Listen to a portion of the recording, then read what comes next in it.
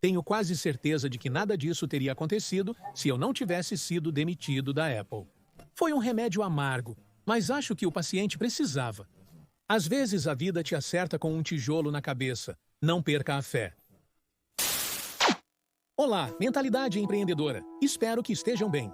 Hoje, nos reunimos para falar sobre um ícone, um gênio criador de empresas que não apenas revolucionou o mundo da tecnologia e nossas vidas com isso, mas também a maneira de fazer marketing em todo o mundo. Centenas e milhares de empresas se inspiraram em suas criações. Ele mesmo criou várias empresas que revolucionaram o mundo, como ele vai nos explicar no vídeo a seguir, das quais as mais famosas são a Pixar, o estúdio de animação que hoje é o número 1 no mundo em propriedades da Disney.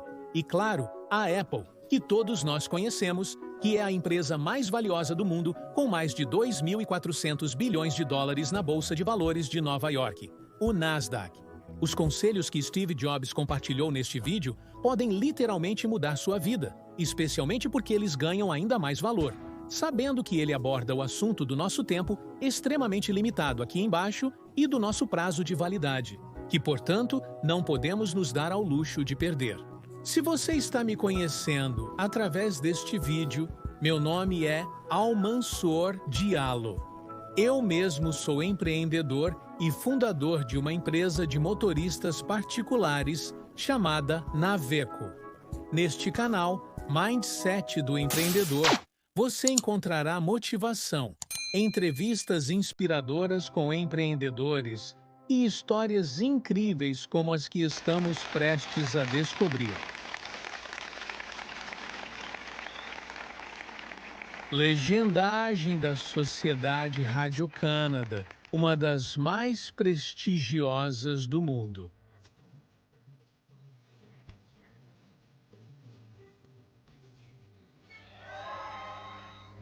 Para ser honesto, eu nunca tive um diploma universitário. E hoje é a primeira vez na minha vida que consegui chegar tão perto de uma cerimônia de formatura. Hoje, quero dividir com vocês 3 episódios que impactaram minha vida. Nada extraordinário, apenas 3 histórias. A primeira história é sobre fazer as conexões entre os eventos. Abandonei meus estudos no Reed College após os 3 primeiros meses, mas continuei lá como ouvinte por mais 18 meses antes de desistir definitivamente. Então, por que eu desisti? Isso começou bem antes do meu nascimento. Minha mãe biológica era uma jovem estudante solteira, e ela decidiu me colocar para adoção. Ela realmente queria que eu fosse adotado por pessoas com diploma. Então, ela planejou tudo para que eu fosse adotado desde o meu nascimento por um advogado e sua esposa. Exceto que quando eu nasci, eles decidiram no último minuto que preferiam ter uma filha. Assim, os pais que me adotaram receberam um telefonema no meio da noite perguntando: "Nós temos um menino inesperado. Vocês o querem?" Eles responderam: "Claro que sim." Minha mãe biológica descobriu mais tarde que minha mãe adotiva nunca teve nenhum diploma universitário, que meu pai nunca terminou o ensino médio, ela se recusou a assinar os documentos de adoção. E só se resolveu alguns meses depois, quando meus pais prometeram a ela que eu ainda iria para a universidade. Foi o começo da minha vida. E 17 anos depois, eu realmente entrei na universidade. Mas eu escolhi ingenuamente uma universidade quase tão cara quanto Stanford. E todas as economias dos meus pais foram usadas para pagar minha mensalidade escolar. Após 6 meses, ainda não entendia o propósito. Eu não tinha ideia do que queria fazer da minha vida e não via como a universidade poderia me ajudar a descobrir. E eu estava lá, gastando todo esse dinheiro que meus pais haviam economizado a vida toda. Então decidi desistir com a convicção de que tudo daria certo. Foi bastante assustador, mas olhando para trás, foi uma das melhores decisões que já tomei. No minuto em que desisti, abandonei as matérias obrigatórias que não me interessavam e comecei a me concentrar naquelas que pareciam ser muito mais interessantes. Claro, nem tudo era perfeito. Dormia no chão da casa dos meus amigos por falta de um quarto de estudante. Eu coletava garrafas de Coca-Cola para obter os depósitos de 5 centavos e comprar comida. principalmente para uma boa refeição no templo de Hare Krishna. Eu adorava isso. E o que eu descobri então, guiado pela minha curiosidade e intuição, se revelou inestimável para o futuro. Deixe-me dar um exemplo. Na época, o Reed College provavelmente tinha o melhor curso de caligrafia do país. Por todo o campus, cada cartaz, cada etiqueta em cada gaveta era perfeitamente caligrafada. Como eu havia abandonado e não tinha que seguir nenhum curso obrigatório, decidi me inscrever em uma aula de caligrafia para aprender a fazer. Aprendi tudo sobre fontes, serifadas e sem serifa, tudo sobre a variação de espaço entre diferentes combinações de letras, tudo que faz a beleza de uma bela caligrafia. Era bonito, histórico, enraizado na arte de tal maneira que escapava à ciência. E eu achava isso fascinante. Nada disso teria a menor chance de ter uma aplicação prática na minha vida. Se eu nunca tivesse feito esse curso de caligrafia, os computadores pessoais talvez não tivessem a maravilhosa tipografia que temos. Incorporamos tudo isso no Mac. Foi o primeiro computador com uma tipografia elegante. Se eu não tivesse feito esse curso na universidade, o Mac nunca teria tido tal variedade de fontes ou seus espaçamentos proporcionais. E como o Windows apenas copiou o Mac, é provável que nenhum computador pessoal teria isso.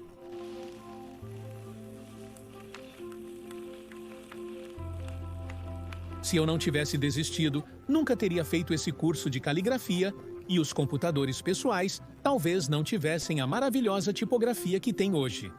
Claro, era impossível prever as repercussões quando eu estava na universidade, mas ficou muito claro ao olhar retrospectivamente 10 anos depois. Mais uma vez, você não pode prever o impacto que certos eventos terão no futuro. Você só pode fazer isso retrospectivamente. Você deve crer que esses eventos conectam você ao futuro de algum modo. Você deve acreditar em algo, Deus, destino, vida, karma, não importa o que seja, porque acreditar que esses eventos estão finalmente ligados te dará a confiança necessária para seguir o seu coração. Mesmo que isso te desvie do caminho traçado, é isso que faz toda a diferença. Minha segunda história fala sobre amor e perda. Tive sorte, descobri cedo o que gosto de fazer. Woz e eu fundamos a Apple na garagem dos meus pais aos 20 anos.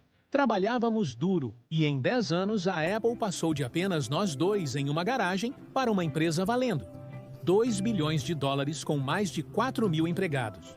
Tínhamos acabado de lançar nosso melhor produto. Então, aos 30 anos fui expulso e de maneira muito pública. A coisa sobre a qual... Como você pode ser demitido de uma empresa que você criou? Bem, conforme a Apple crescia, contratamos alguém que me parecia muito competente para dirigir a empresa comigo.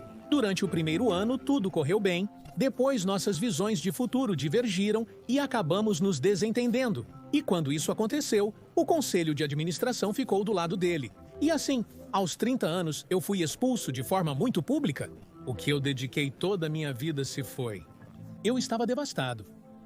Fiquei vários meses sem saber o que fazer. Eu tinha a impressão de ter traído a geração anterior de empreendedores. Como se eu tivesse largado o bastão no momento em que me passaram. Eu encontrei David Packard e Bob Noyce, tentando pedir desculpas por ter estragado tudo tão terrivelmente. Foi um fracasso público e eu até pensei em fugir do Vale do Silício. Mas pouco a pouco comecei a entender uma coisa. Eu ainda amava o que fazia. A mudança de eventos na Apple não alterou nada. Fui rejeitado, mas ainda estava apaixonado. Assim, decidi começar do zero. Não percebi naquele momento, mas ser demitido da Apple acabou sendo o melhor para mim. O peso do sucesso deu lugar à alegria de ser um iniciante novamente. Menos certo de tudo. Uma liberdade que me proporcionou o período mais criativo da minha vida nos próximos 5 anos. Lorraine e eu constituímos uma bela família. Eu Pixar e me apaixonei por uma mulher incrível que se tornou minha esposa Pixar, que logo criaria o primeiro filme de animação do mundo, feito por computador. Toy Story é hoje o número 1 mundial dos estúdios de animação. Por uma notável coincidência, a Apple comprou a Next e eu voltei para a Apple. E a tecnologia que desenvolvemos na Next é hoje o coração das razões para o renascimento da Apple. E Lorraine e eu fundamos uma família maravilhosa. Tenho quase certeza de que nada disso teria acontecido se eu não tivesse sido demitido da Apple. Foi um remédio amargo, mas acho que o paciente precisava. Às vezes, a vida te acerta com tijolos na cabeça. Não perca a fé. Estou convencido de que a única coisa que me fez seguir em frente é que eu amava o que fazia. Isso se aplica tanto à vida profissional quanto à amorosa. Seu trabalho vai preencher uma parte importante da sua vida. E a única maneira de fazer um bom trabalho é acreditar que o que você está fazendo é um bom trabalho. E a única maneira de conseguir isso é amar o que você faz. Se você ainda não encontrou, continue procurando e não desista. É como no amor, você saberá quando tiver encontrado. E como em qualquer bom relacionamento, as coisas só melhoram com o tempo. Então continue procurando, não desista.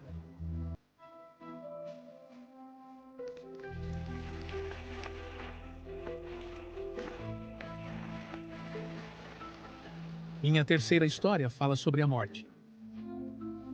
Quando eu tinha 17 anos, eu li uma citação que dizia isso: se você viver cada dia como se fosse o último, um dia você acabará estando certo.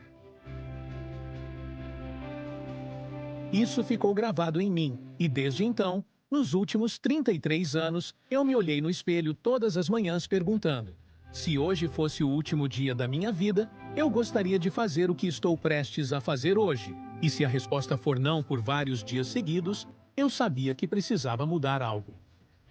Lembre-se que todos nós iremos morrer em breve.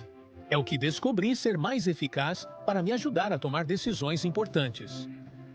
Porque quase tudo que esperamos do exterior, nossos orgulhos, nossos medos de fracasso, essas coisas desaparecem diante da morte, deixando apenas o que é verdadeiramente importante. Lembrar que a morte é inevitável é a melhor maneira de evitar a armadilha de acreditar que temos algo a perder. Você já está nu, não há razão para não seguir seu coração. Há cerca de um ano, me diagnosticaram com câncer. Fiz uma tomografia às 7h30 que mostrou um tumor no pâncreas. Eu nem mesmo sabia o que era um pâncreas. Os médicos me disseram que era muito provavelmente um tipo de câncer que é incurável e que eu não deveria esperar viver mais de 3 a 6 meses. Meu médico me aconselhou a voltar para casa e colocar minhas coisas em ordem, o que significa, na linguagem médica, prepare-se para morrer. Tente dizer a essas crianças tudo o que você pensou que teria 10 anos para dizer, apenas em alguns meses. O que significa garantir que tudo esteja resolvido, facilitar o máximo possível as coisas para a sua família, o que significa dizer adeus. Eu vivi com esse diagnóstico durante todo o dia. Naquela noite, realizaram uma biópsia em mim, inserindo um endoscópio pela minha garganta até o intestino. Eles enfiaram uma agulha no meu pâncreas e retiraram algumas células do meu tumor. Eu estava sob sedação, mas minha esposa, que estava lá, me disse que quando eles viram as células sob o microscópio, os médicos começaram a chorar. Porque se constatou que eu tinha uma forma muito rara de câncer de pâncreas, curável por cirurgia. Fui operado e estou bem agora.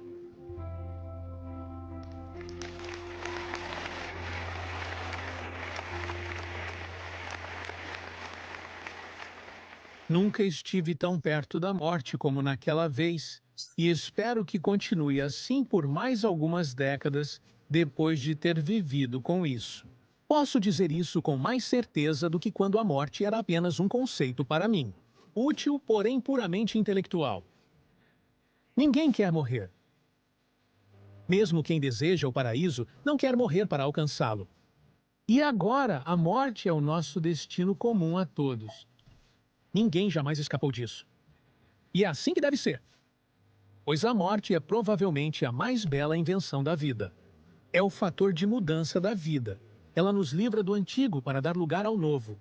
Por enquanto, o novo é você.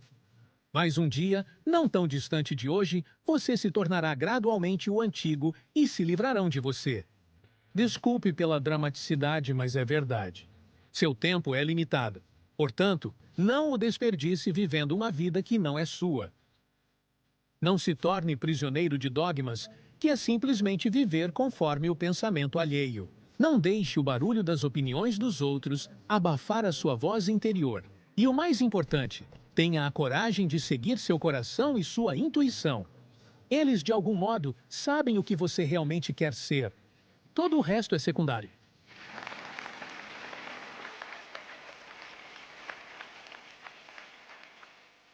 Quando eu era jovem, havia uma publicação extraordinária, The Whole Earth Catalog. Era uma das bíblias da minha geração. Foi fundada por um tal Stuart Brand, não muito longe daqui, em Menlo Park. Ele deu vida a ela com seu toque poético. Isso ocorreu no final dos anos 1960, antes dos PCs e das publicações assistidas. Tudo era feito com máquinas de escrever, tesouras e fotopolaroides. Era um Google de bolso, 35 anos antes do Google existir. Era idealista, repleto de conselhos cuidadosos e ideias geniais.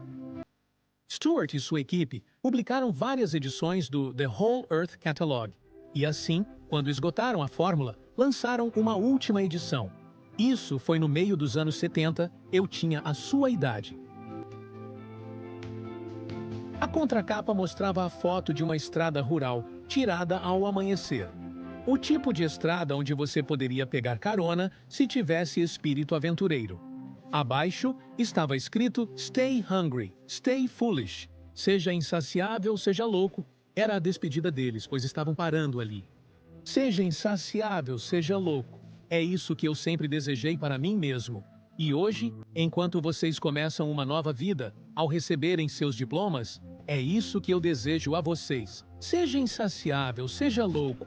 Obrigado a todos.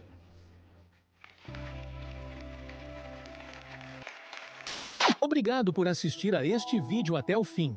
Me diga nos comentários o que mais impactou você na incrível história de Steve Jobs. Essas anedotas, as anedotas de sua vida que o marcaram. Compartilhe este vídeo com alguém que precisa vê-lo. Espero que, de qualquer forma, você não se esqueça, após todos esses conselhos, de realizar algo hoje. Pois, como você entendeu, você não tem muito tempo à sua frente. Algo que te aproxima dos seus sonhos. E como você já sabe, avançamos juntos.